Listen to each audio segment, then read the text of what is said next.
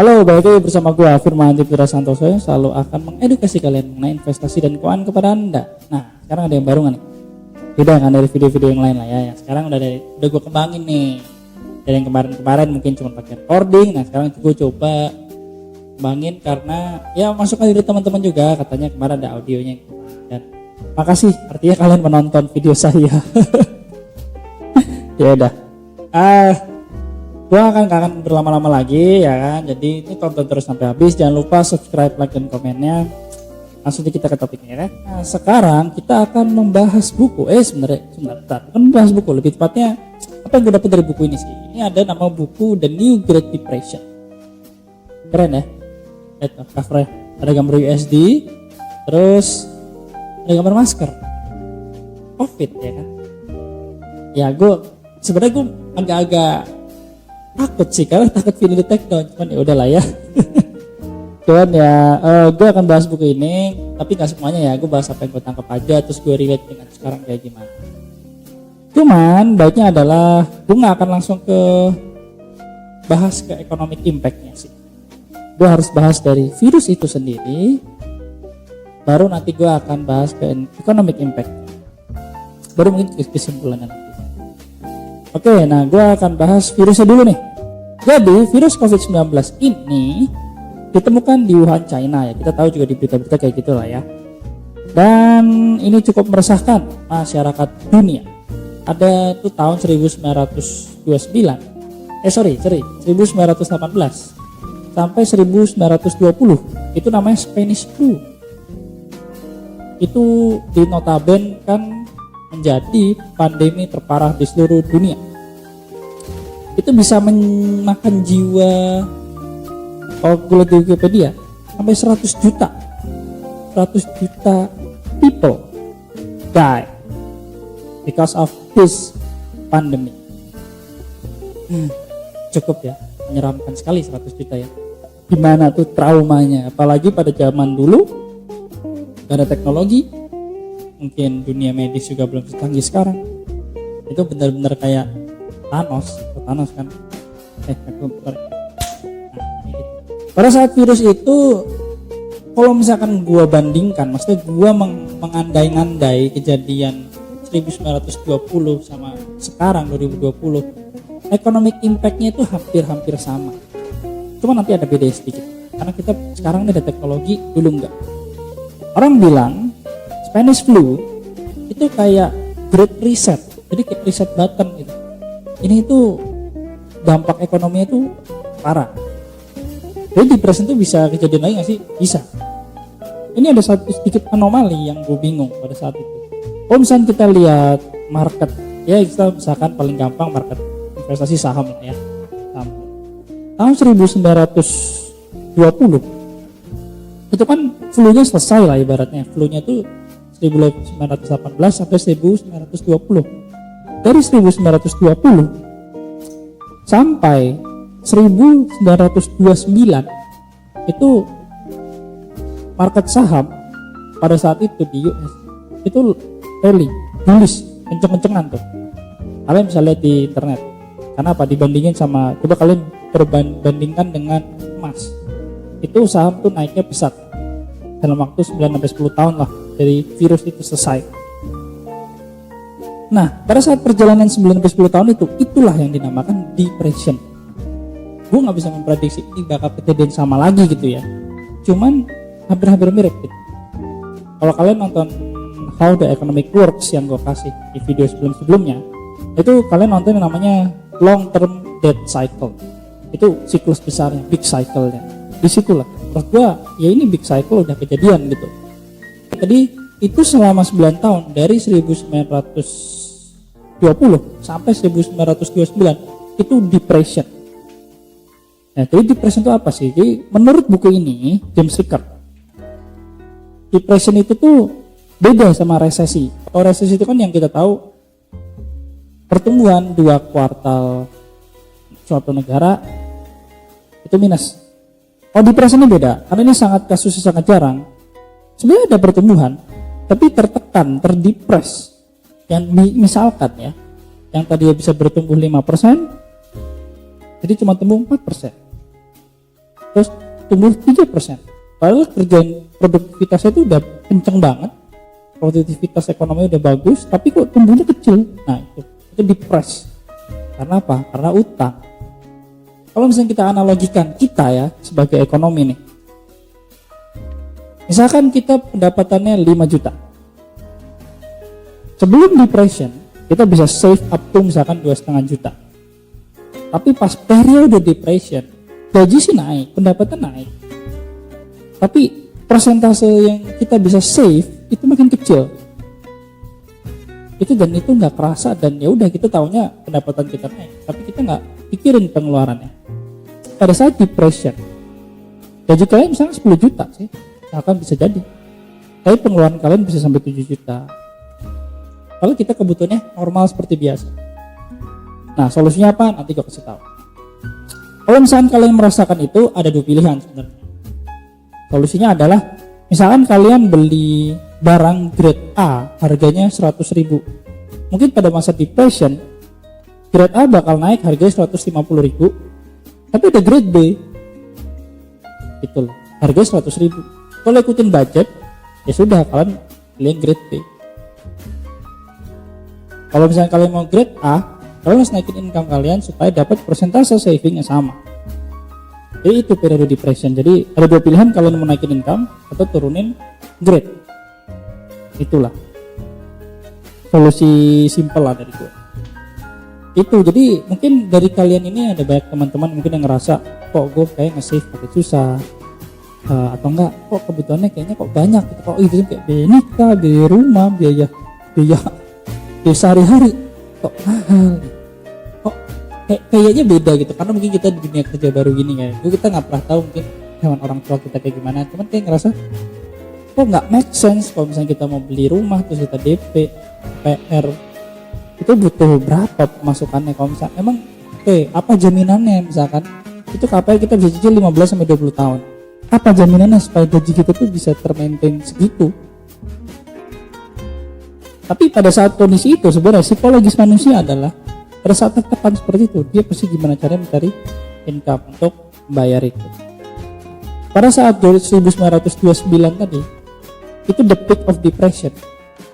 Tadi kan gue bilang 1920 itu mungkin flu-nya kelar tuh 2 tahun, Spanish flu.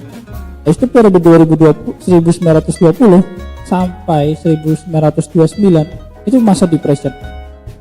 And the peak of the depression itu ada di 1929. Pas di 1929 itu udah di peak, pecah tuh. Istilahnya itu ada market crash gede-gedean selama 3 tahun sampai Maret 1933. Itu dampaknya parah banget. Kalau kita lihat ya, menurut media, menurut internet, itu 60 juta pekerjaan hilang.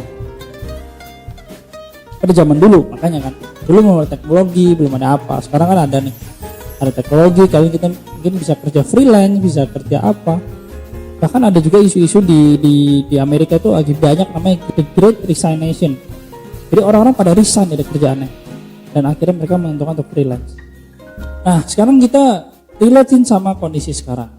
Kondisi sekarang ini kalau kita lihat real ekonomi gimana, gue melihat sebenarnya ada recovery, pertumbuhan, tapi agak sedikit dipaksakan menurut gue.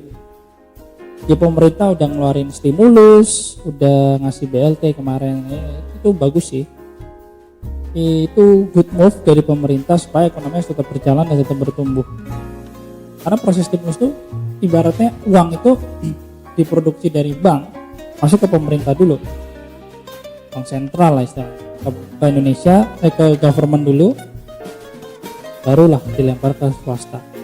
Karena big buyer and big seller itu big buyer dan big seller itu adalah pemerintah. Kalian nonton nih video yang How the Economic Works yang gua kemarin aku bilang kalau pada posisi seperti ini kan hitungannya masih pandemi ya, ini tanggal 17 Desember 2021, dari 2020 sampai 2021 kan hitungan masih pandemi. Itu ada 4 yang gue bilang, ada 4 cara supaya ekonomi ini tetap stabil. Yang pertama cut spending, kedua restruktur, ketiga wealth distribution, yang terakhir printing money. Yang gue bilang dulu tuh, yang yang gue bilang di video gue sebelumnya juga, kalau cut spending, restruktur sama wealth distribution itu sifatnya deflationary. Kalau printing money sifatnya inflationary. Ya, deflationary itu apa? Jadi deflationary itu analogi seperti ini. Pemerintah ini butuh duit, atau enggak siapapun yang pengontrol lah ya, gue nggak bilang pemerintah, pengontrol uang ini butuh duit, itu deflationary. Jadi untuk mempertahankan itu ada 3 cara tadi yang gue bilang. Pertama cut spending, ya, yang kedua restruktur, dan yang ketiga wealth distribution. Supaya apa? Supaya ekonomi tetap jalan. Kebijakan pemerintah kalau kita lihat itu tuh lagi rasa-rasa itu mereka butuh duit gitu. Pajak dinaikin, ya kan? Kita kemarin PPN katanya mau naik. Terus UMP naiknya kecil cuma 1%. Kalian berita-beritanya. Itu menurut gue dari pemerintah itu kesannya dia pengen menekan pengeluaran atau pengen menekan, pokoknya ada ditekan supaya duit tuh nggak keluar banyak. Gitu. Karena sekarang masa deflationary, ditekan terus sampai rusuh. Karena mereka nggak punya kontrol untuk mencetak duit. Yang mereka bisa ya hanya kontrol duitnya supaya penyebarannya merata di suatu negara itu. Makanya kayak kemarin kita lihat large wealth distribution itu kayak bagi-bagi deh, orang yang punya duit jangan bagi-bagi ke orang-orang yang nggak punya, kayak BLT, stimulus, itu large wealth distribution maksudnya. Jadi ya intinya supaya ekonomi tetap jalan dan peredaran duit merata. Jadi pemerintah ini menekan, atau bank sentral ini menekan money supply istilahnya, cadangan uangnya, supaya uangnya jangan jadi tambah dulu lah. Dan lu tekannya jangan jadiin opsi printing money itu adalah cara yang paling gampang gitu. Katanya yang nyetak duit gitu, kesannya. Ini gue kasih interpretasi. Kesannya kayak gitu. Tapi ya pada kenyataannya menurut history ujung-ujungnya printing money. Nantinya apa? Daripada gue printing money dulu, mending gue tekan dulu ya kan, supaya nggak terlalu banyak printingnya. Intinya gitu sih. Tapi ya kalau misalnya kalian lihat kejadian beberapa ratus tahun lalu, misalnya ada juga di internet, kalian bisa lihat ujung-ujungnya solusi yang paling tepat ya printing money, karena itu paling gampang. Nah, coba konsekuensinya apa? Nah, konsekuensi printing money ini bisa jadi inflasi, hyperinflation, bisa jadi juga. Jadi inflationary, kenapa barang harga bisa naik? Gara-gara uang yang beredar atau uang yang tersebar itu lebih banyak dibanding barang yang dihasilkan. Nah, makanya gue punya pemikiran bahwa mungkin 2020 ini sama kayak 1920. Kalau misalnya kita lihat prediksi virus itu sendiri ya, kita lihat dari sejarah 1918 sampai 1920 itu 3 tahun, 18, 19, 20. Kalau misalnya kita lihat relate sama sekarang 20, 21, 22, harusnya 2022 itu ya udah kita lupakan lah virus. Udah kita lanjut aja ke pertumbuhan ekonomi. Harusnya seperti itu kebijakannya ya. Harusnya ya. Entah nanti ada apa, we never know. Cuman itu menurut gue itu yang gue tangkap sekarang. Memang kita memasuki masa depression. Benar, gue setuju soal itu. Karena apa? Beban utang makin tinggi, tapi rakyat atau siapapun itu pekerja harus dipaksa kerja lebih keras. Produktivitas harus dinaikkan karena utangnya tinggi. Kalau enggak ya nggak bisa bayar utang dong. Kan konsepnya seperti itu. Dengan ada teknologi ini sangat mendisrupsi. Jadi teknologi ini punya 2 sisi pedang. Teknologi ini untungnya adalah bagusnya nih, kita bisa langsung beli ke produsen. Langsung aja beli ke produsen, gak usah kita beli ke middleman. karena harganya dinaikin beberapa kali. Itu untungnya. Tapi kontranya adalah ya yang tengah-tengah ini ngamuk-ngamuk, yang tengah-tengah ini teriak-teriak gitu, ambil pasar, ya kan? Ya iris, ya kan? Jadi ya memang begitu tujuannya, kita sebagai consumer juga pengen nyari yang murah dan kualitas bagus, ya kan? Kenapa nggak langsung dari produsennya aja? Itu. Jadi dan teknologi ini ada orang yang diuntungkan dari teknologi, dan itu banyak gue lihat, apalagi anak-anak muda sekarang yang ngerti cara menggunakan teknologi yang dengan baik. Kedepannya nih bakal, menurut gue ya, kesenjangan sosial makin tinggi. Gue juga udah pernah bilang di kayaknya ada di beberapa video gue juga, kesenjangan sosial bakal makin tinggi dan kecemburuan sosial bakal makin tinggi, apalagi dengan ada sosial media sekarang. Itu cukup bisa menimbulkan keresahan. Kita nggak kerasa, mungkin orang-orang di bawah yang kerasa, atau enggak kita secara nggak sadar kita kerasa, ya kan? Jadi memang ini sebenarnya masanya deflationary. Jadi uang ini bertebaran, tidak bertambah, tapi bertebaran, cuman berpindah tangan doang. Dari siapa ke siapa yang kita nggak tahu, kan? Itu ya, orang yang tidak inovatif ke orang inovatif, kita nggak pernah tahu. Pokoknya uang ini hanya berpindah. Kita belum ada benar-benar kayak lancang-lancang. Ini rasa-rasa untuk inflationary belum ada. Itu harusnya 2023, 2024 harusnya sih udah mulai sih ya. Terasa deh nanti deflationnya. Makanya ya kita selalu siap apapun yang terjadi. Dulu dari kebijakan pemerintah itu aja sih, kayak kenaikan UMP 1%. Padahal inflasi real tuh nggak ada apa-apanya. Mungkin tujuan pemerintah menjaga inflasi, ya kan? Ya dia gimana cara menjaganya? Naikin pajak, kayak PPN dinaikin 10%, jadi 11%, sorry. Supaya apa? Supaya balance. Gitu. Makanya kita sebagai pekerja atau sebagai pelaku usaha gitu, ya kita ujung-ujungnya udah tunggu kebijakan pemerintah aja. Kita antisipasi lah apa sih nih yang pemerintah mau lakukan. Ya menurut gue kedepannya begini sih, gue nggak akan, ya kita in the depression pasti. Jadi yang gue bilang, kalau misalnya kita relate sama 1918 sampai 1920 itu kurang lebih 3 tahun ya, dari 18, 19, 20. Dan kalau misalnya kita lihat sama COVID sekarang sih harusnya kalau kita lihat sama COVID sekarang ya 2020, berarti selesainya harusnya ya 2022. Ya logikanya sebegitu kalau misalnya kita lihat track record dari sebelum-sebelumnya ya. Dan setelah itu ya rally harusnya kalau kita ngelihat histori.